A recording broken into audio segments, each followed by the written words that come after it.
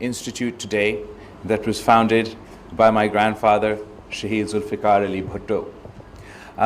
Nowadays, तो दुनिया भर में English, Urdu, English कर देते हैं. Nowadays, all over the world, the prominence of think tanks and their impact on policy making is obvious to all. But surely in the 1970s, it perhaps was not obvious to all. And it shows the vision and the foresight behind the establishment of this institution. Pakistan is blessed with incredible intellectual capacity. Our intelligentsia, our civil society, our educational institutions produced a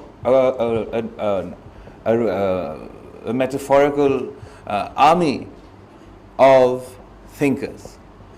And Pakistanis have a unique advantage over so many other countries because our presence, our population is not confined to Pakistan. I would say that Pakistanis are present in every nook and corner of the globe.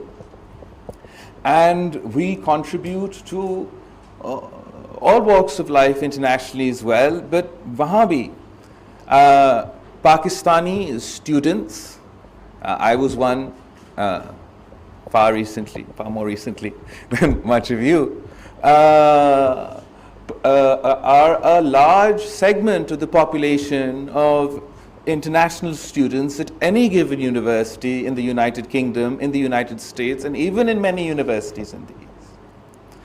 And that means that if we were to effectively engage the intellectual capital of Pakistan within and without the country, particularly to engage with the youth who have a stake in our future, but also those who've reached the pinnacle of their careers and have gained a lifetime of experience. If Pakistan was to conduct informed, I'd say foreign policy, but actually informed policy making in general, that was a result of a healthy and open debate and dialogue, we would be better for it as a country. So I would very much like for the Foreign Office to at least work in close coordination with your institute and engage the hard-working individuals over here. Not necessarily saying that everybody will agree on all topics, but surely with your contribution and with your input, we can conduct a far more informed foreign policy. And the importance of foreign policy, I don't need to remind all of you. It not only is a question of Pakistan's national interests, our security interests, or our economic interests as a theoretical subject, but it has a direct impact on the lives of every single Pakistani.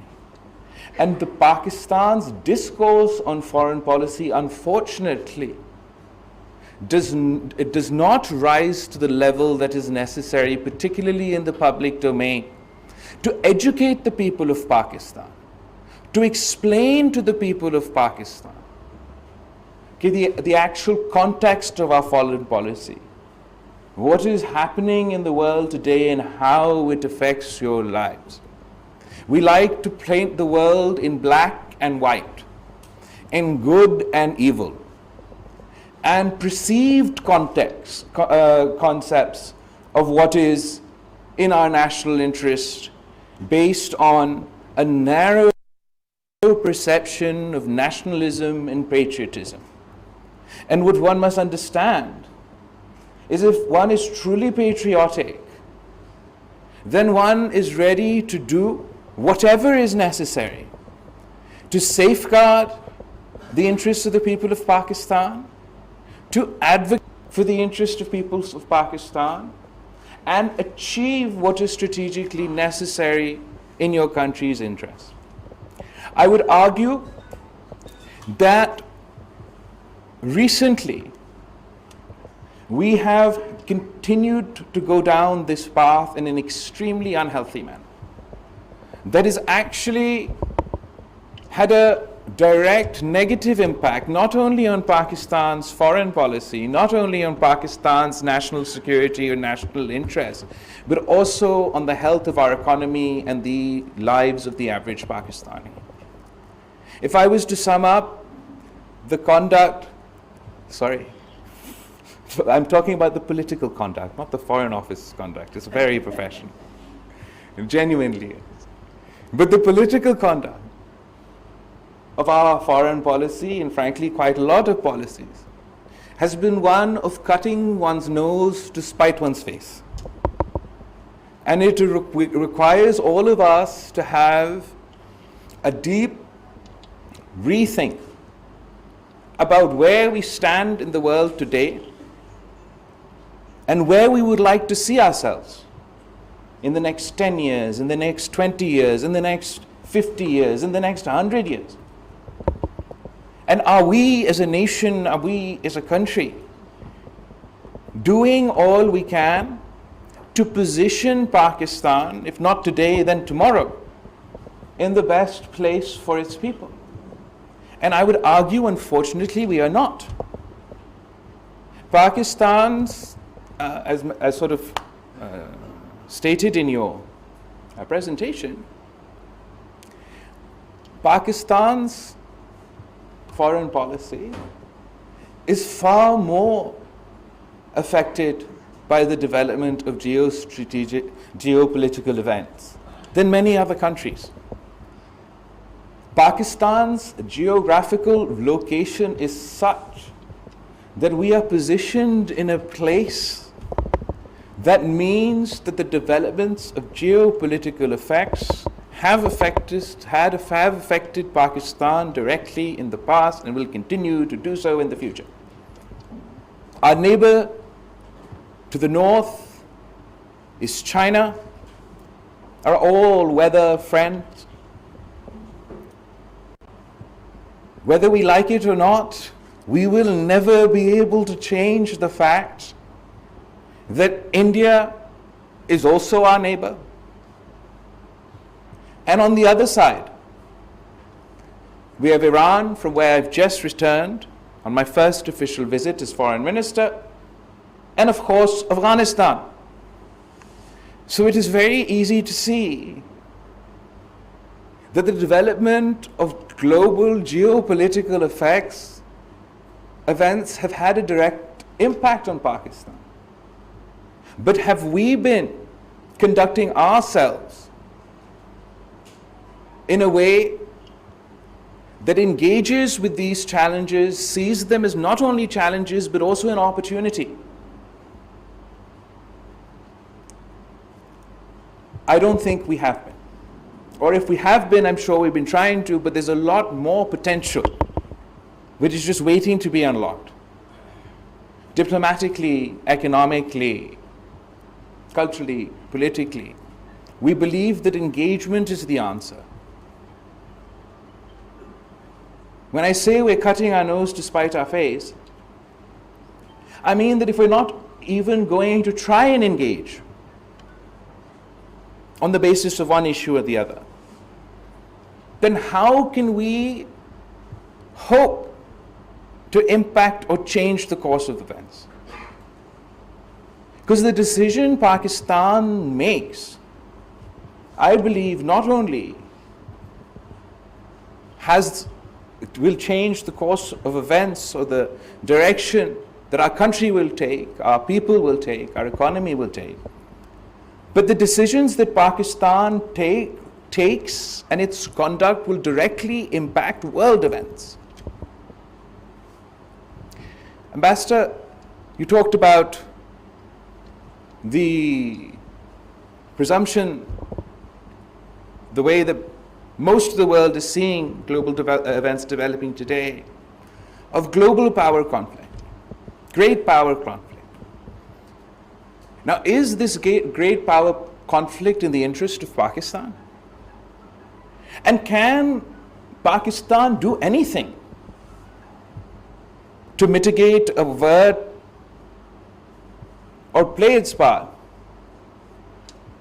rather than increasing conflict, increasing tensions, but actually to reduce tensions, to play a bridge, to play a role, to enhance engagement?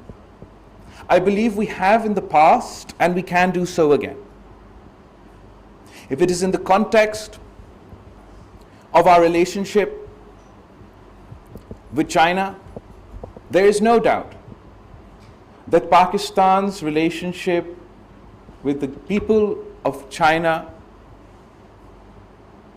will continue to grow from strength to strength.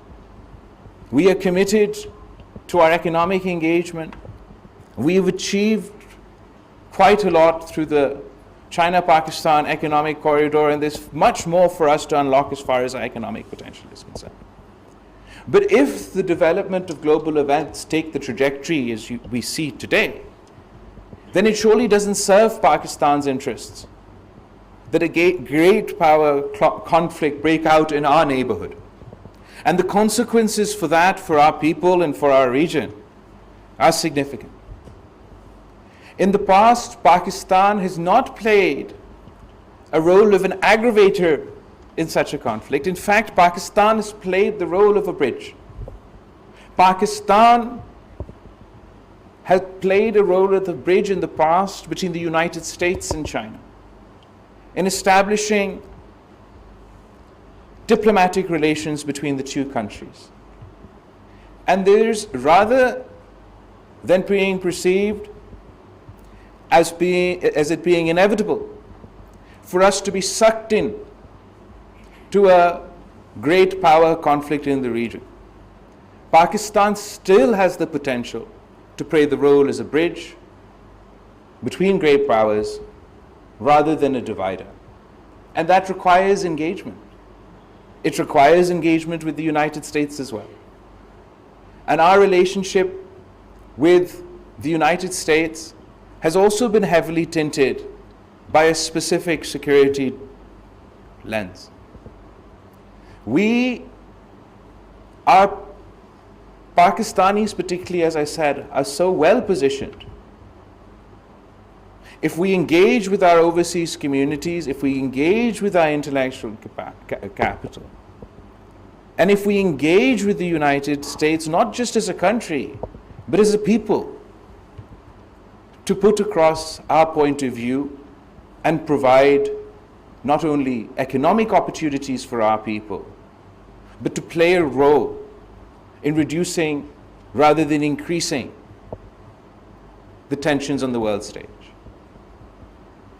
We have our issues with India. Pakistan and India have a long history of war and conflict. And to the point today where we have serious disputes. The events of August 2019 cannot be taken lightly. The undermining, or the attempted undermining, of the internationally disputed status of Indian occupied Kashmir, the beginning of a process to undermine the Muslim majority and artificially empower the minority, are such important issues for us that indeed we have to take them up in the most serious and most aggressive manner. They've formed a cornerstone of any conversation that I've had. Is that the azan? Acha, they formed the cornerstone of any conversation that I've had since becoming foreign minister. And indeed, it's an incredibly significant assault on the rights of the people of Kashmir. Then, in May, we had the Delimitation Commission. And then, just recently, the Islamophobic remarks of officials. And all of that creates an environment in which engagement is very difficult for Pakistan, if not impossible. But I'd like to leave a thought for you to think about as we are talking to a think tank. That does it serve our interests? So do we achieve our objectives, whatever they may be it Kashmir, be it the rising Islamophobia, be it the Hindutva sort of supremacist nature of the new regimes and governments in India? Does it serve our objective? That we have practically cut off all engagement. That I, as Foreign Minister of Pakistan, as the representative of my country, not only don't speak to the Indian government, but I also don't speak to the Indian people. And is that the best way to communicate or achieve Pakistan's objectives? We don't have a trading relationship with our relationship to the East, and many will argue absolutely we should not. The environment is not as such, and given these outrageous assaults on our principled positions, it would be inappropriate for Pakistan to take such a step. But others would argue that this is just a continuation of that very same thought where we cut our nose to spite our face. And Ambassador, when you were speaking here and you were explaining about the trajectory of great power conflicts in our region between US and China, you also mentioned that their economic engagement was one of the reasons that you didn't necessarily see it getting as bad as everybody predicts. And one wonders, if not now, but say when Shaheed Mohtarma Benazir Bhutto had engaged with her counterpart when she was first elected Prime Minister, or back various people in the various attempts that engagement had been made. And if at that point in time we had achieved economic engagement with India, and our economic engagement on both sides had been to such a level that perhaps we would be in a position to more effectively influence Indian policy making. That if India's economic integration with Pakistan and Pakistan's economic integration with India was at such a point, perhaps neither state would be in a position to take such extreme positions. But unfortunately, if we followed the cut your nose to spite your face, and we don't even have that economic engagement, then perhaps we're in a position where we're less able to impact and to affect Indian policy making. And if I'm not talking, whatever I think about the government in India, whatever I think about their policies, and we have very strong feelings on that. If I'm talking at them through the media, through press conferences and press releases and statements, and not talking with them, then am I able to actually effectively impact any sort of change in their policy? Forget about the government. If it's our principal decision that I will not, which I don't think has ever happened in the history of the course of time and man, that a state, even in times of war, that communication between officials were not. But let's pretend that there was, so that's a legitimate option that we go forward. Surely talking to the people, engaging with the public, serves the interests of Pakistan. That despite the hyper-nationalist nature of the Indian media, are we going to cede that space to them and them alone? Or do we not believe that no matter what policy or whatever position the government of India may be taking, surely we don't blame the people of India, who we share thousands of years of history with, for every single decision of their government? And surely if we were not, okay, so if we were engaged with government as state functionaries, that has its own benefit. But if we were engaged with the Indian media, with the Indian public, surely we would be better placed to advocate Pakistan's cause, Pakistan's position, to expose the abuses of their government directly to their people. I believe that these are serious topics that think tanks such as yourselves have been thinking about, but it's time for us to seriously get thinking about it. Because we, as Pakistanis, have to understand where we stand at this point in time. We are at a crossroads. It's an extremely difficult crossroads of human history. We faced a once in a 100-year pandemic that, as the ambassador said, is yet to be over. Millions have died, people are still dying, and global health is still at risk.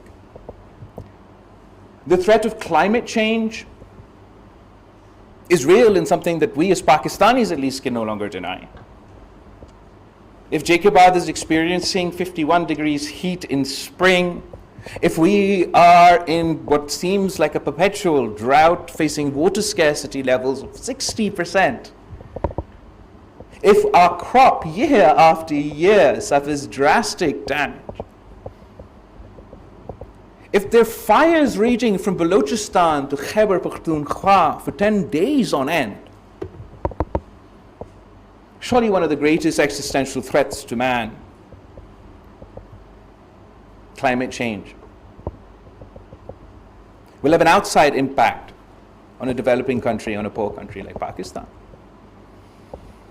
And then, because geopolitical events have a direct impact on our citizens, so we had an economic difficulties as a result of supply chain issues and the shock of COVID. And now, the war in Ukraine has a direct impact on the lives of average Pakistanis. We used to import a significant amount of our wheat, of our urea, from Ukraine. The international world is now facing sky-high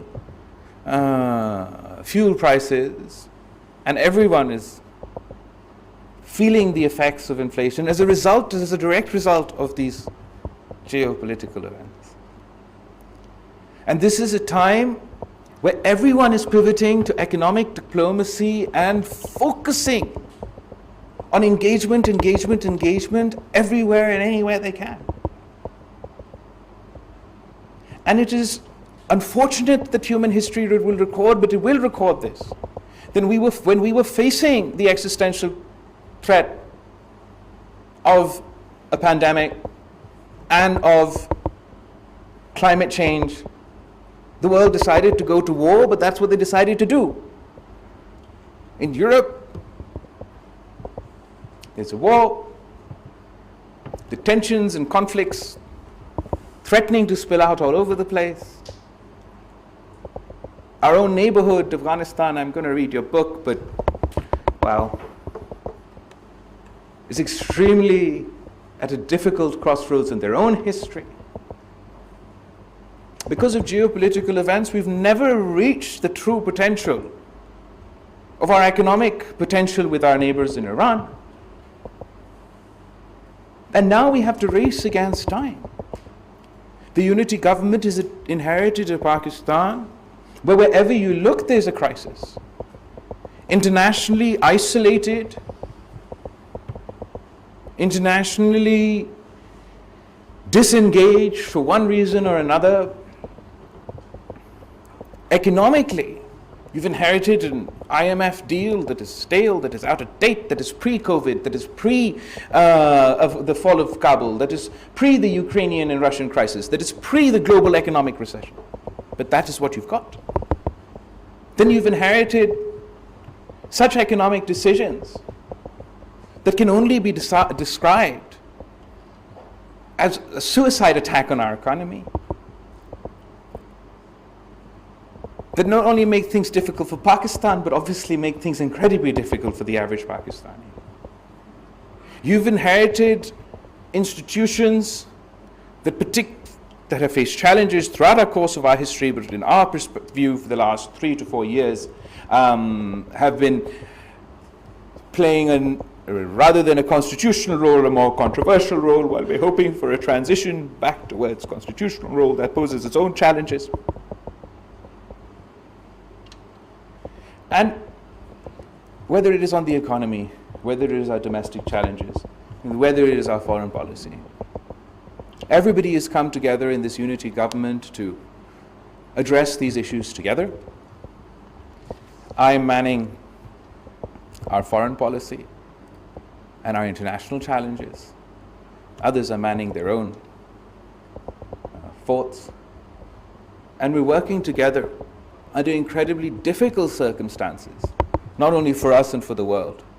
And it's time for all of us to start thinking of new ways for Pakistan to conduct itself, internally and externally, with the sole objective of not best benefiting me or not benefiting any one individual, but benefiting the people of Pakistan over any perceived notion of hyper-nationalism or hyper-patriotism. The most patriotic thing we can do, as I can do, as a foreign minister of Pakistan, is to conduct a humble foreign policy based on the reality of challenges that face my country, to be firm in our positions, to be firm in communicating the interests of my people, but to never be arrogant, because we cannot afford it, our country cannot afford it. So I'm once again extremely grateful for this opportunity to address you today, and I look forward for my ministry working closely with your institute for us to think of ways to together address the challenges that we are facing. Thank you so much.